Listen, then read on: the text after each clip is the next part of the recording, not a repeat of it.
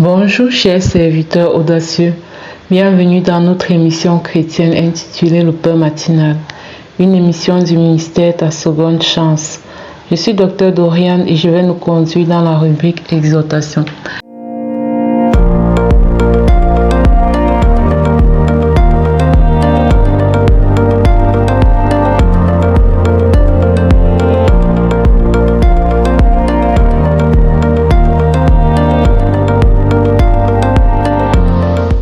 Bien-aimés dans le Seigneur, l'exhortation de ce matin s'intitule comme suit.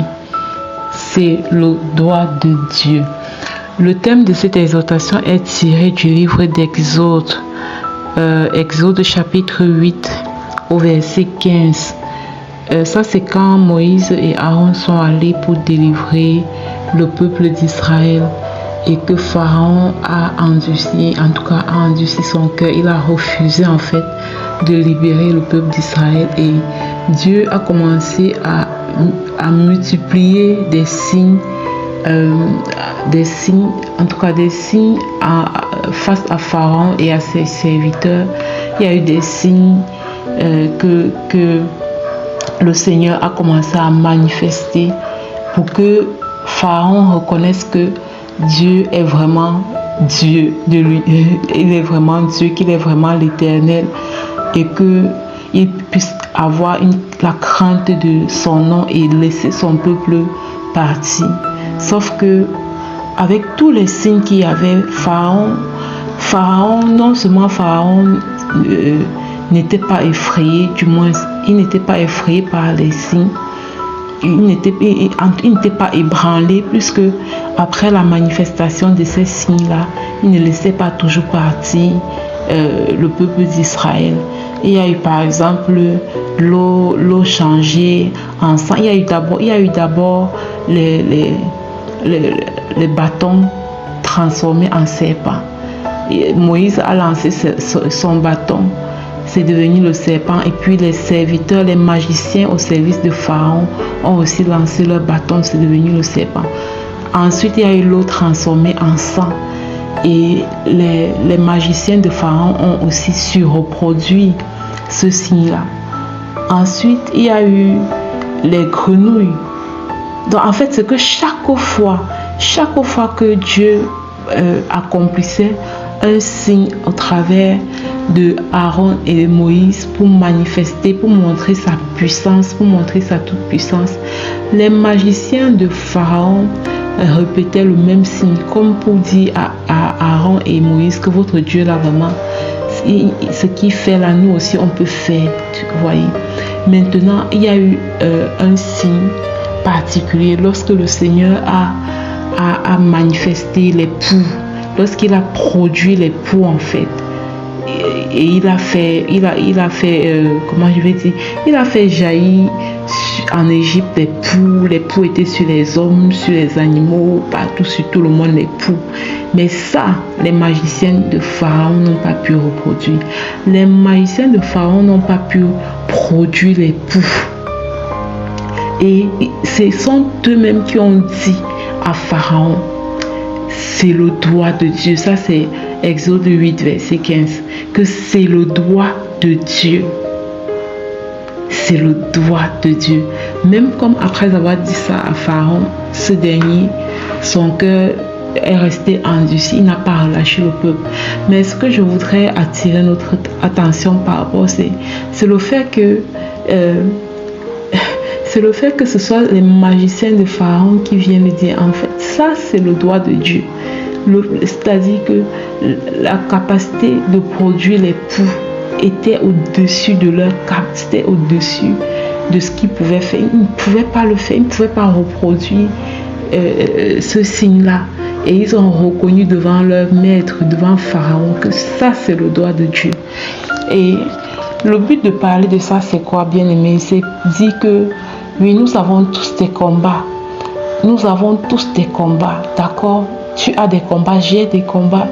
Mais dans ces combats, Ça dit la dernière des choses que nous avons à faire, c'est quoi? C'est d'abandonner notre foi. La dernière des choses que nous avons à faire, c'est de tourner le dos à Dieu. La dernière des choses que nous avons à faire, c'est d'arrêter de prier, d'adorer Dieu, de lire notre Bible. C'est la dernière des choses à laquelle nous devons penser. Si nous renonçons à notre foi à cause des défis, en fait, l'ennemi aura gagné. Satan aura gagné. Cependant, si nous persévérons en continuant à rester dans la présence du Seigneur, en restant dans la manifestation de l'amour malgré tout, de l'amour et de la foi malgré tout, voilà, à un moment donné, Dieu va agir tellement puissamment dans cette situation que tu es en train de traverser, si bien que tes ennemis, les sorciers qui te combattaient, en tout cas, toutes les personnes qui te combattaient, ou même les personnes avec qui tu traversais ces défis, ils vont s'arrêter un moment pour dire, mais ça c'est le doigt de Dieu dans ta vie. Ils vont s'arrêter pour reconnaître le doigt de Dieu dans ta vie. Ils vont s'arrêter pour reconnaître que non, ton Dieu est fort. Ils vont s'arrêter pour reconnaître que non, ton Dieu est tout puissant. Ils vont s'arrêter pour reconnaître que ton Dieu est extraordinaire, il est exceptionnel. Mais le seul truc, c'est que dans l'adversité maintenant, tu dois continuer à focus sur Dieu en fait. Tu ne peux pas dire, je abandonne ma vie de foi, ça ne sert à rien. Pour pouvoir permettre à tes ennemis, à ceux-là qui te combattent dans l'obscurité, pour pouvoir leur permettre un jour de dire, ça c'est le doigt de Dieu. Il faudrait qu'aujourd'hui, tu puisses avoir cette persévérance-là dans la manifestation de ta foi. Moi, je bénis sincèrement le Seigneur pour cette émission parce que ça me bénit. Ça me permet de garder la foi. Lorsque je suis souvent fatiguée face à certaines situations, cette émission vient me fortifier. Cette émission vient me rappeler que le Seigneur nous demande de nous fortifier et de prendre courage. Cette émission vient nous rappeler que cette émission est là pour nous équiper par rapport à la foi, pour nous amener à croire que c'est quand c'est déjà complètement gâté que Dieu opère des miracles, qu'il opère des choses extraordinaires. Donc c'est ce que j'avais à nous partager ce matin. Oui, il y aura un moment où ce sont tes ennemis qui vont venir reconnaître que mais ça c'est le doigt de Dieu. Parce que Dieu va faire des choses tellement grandioses, tellement extraordinaires dans ta vie que ces ennemis n'auront pas d'autre choix que de reconnaître que ça c'est le doigt de Dieu. Et quand c'est le doigt de Dieu, on ne peut rien faire. On ne peut vraiment rien faire. Donc que le Seigneur nous bénisse et qu'il nous permette de persévérer parce que c'est pas facile, qu'il nous donne de persévérer dans l'amour, dans la foi et surtout dans la méditation de la parole. Je vais passer la parole à la servante de Dieu Lina qui va nous conduire dans la deuxième partie de cette émission qui est la proclamation de la parole. Inspirez, soyez abondamment bénis. Shalom, shalom.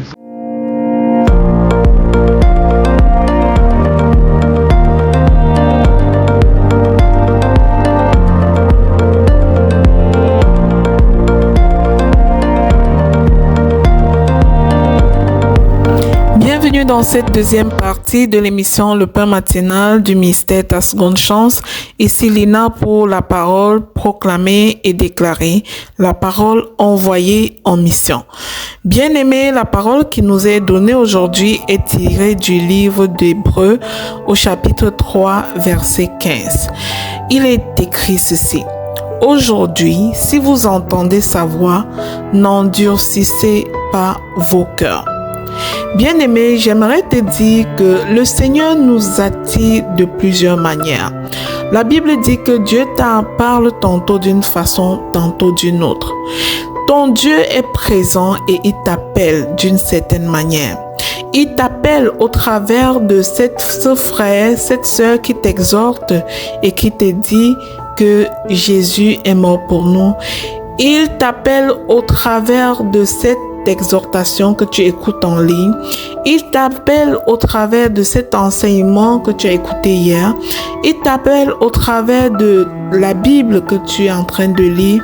Il t'appelle au travers du témoignage d'un frère ou d'une sœur que tu as entendu. Mais le Saint-Esprit dit aujourd'hui que si vous entendez sa voix, n'endurcissez pas votre cœur. Vous savez, dans la Bible, on a l'expérience du peuple d'Égypte qui avait endurci son cœur.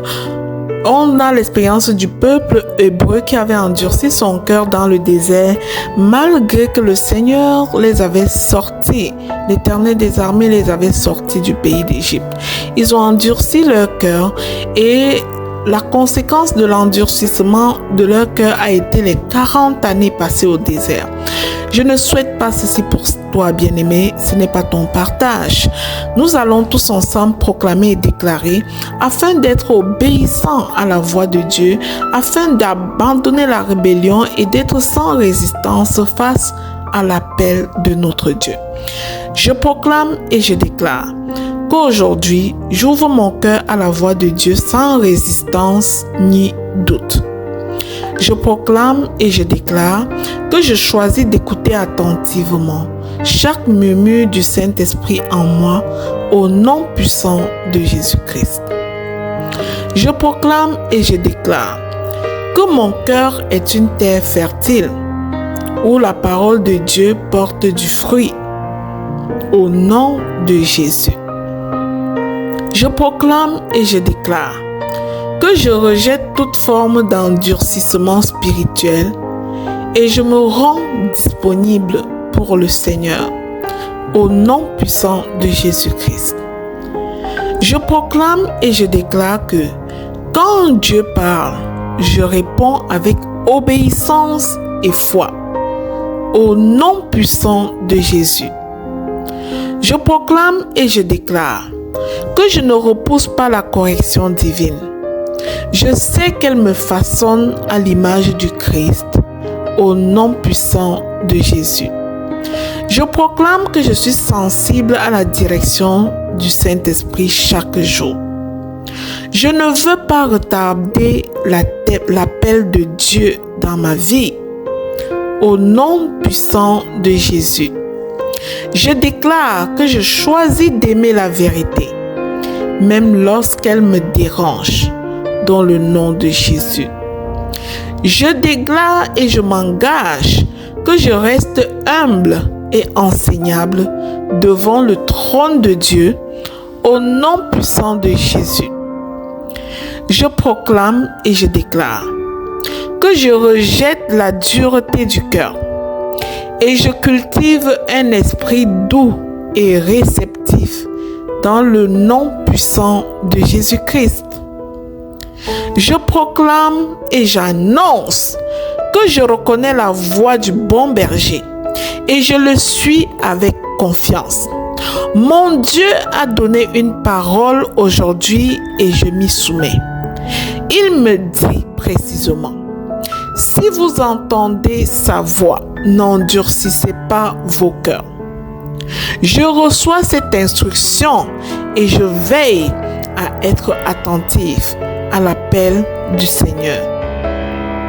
Je déclare que je n'ignorerai pas l'invitation de Dieu aujourd'hui, car c'est un jour de grâce. Je proclame et je déclare que je me lève dans l'obéissance, car je sais que Dieu parle pour me conduire dans la vie. Au nom de Jésus, je proclame et j'annonce que mon cœur bat au rythme de la volonté divine. Je m'aligne avec les plans de l'Éternel mon Dieu. Je ne regarde ni à gauche ni à droite. Je retiens les plans de Dieu et c'est ma seule directive.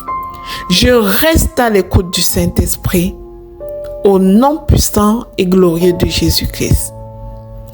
Bien-aimés, scellons ensemble ces proclamations dans le sang précieux de Jésus.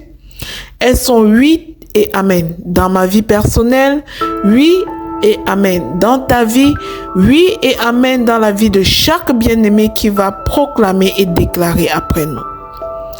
Et si cette émission du réseau Ta Seconde Chance International te bénit au quotidien, je te prie de la partager au suivant.